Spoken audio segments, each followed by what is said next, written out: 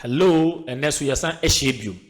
I hire Jexam Computer Institute and Jexam Institute of Technology.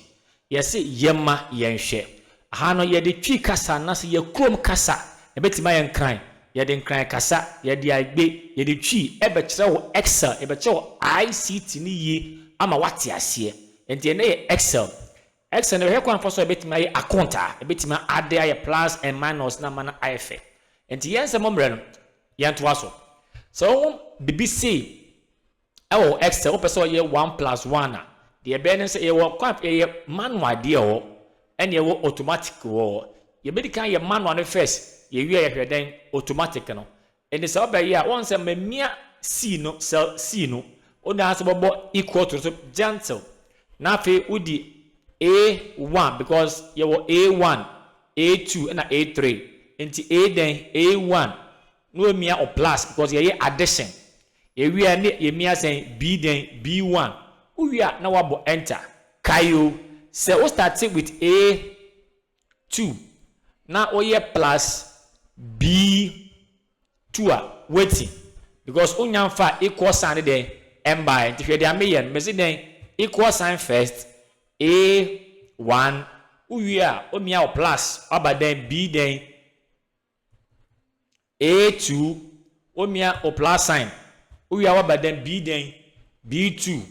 wabo enter kama ye get last one na ye enter here dey me say then equal sign ni about then A3 plus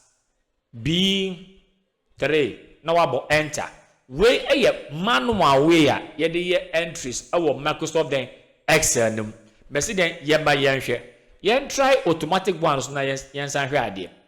the same principle but this time no ye mia equal sign ni biom ye better say o we hwe auto sum e wo ye home tab no ye wo auto sum wo mia so keke onye mia so ape e be pick o say na wo di ka question no the bonus be equal to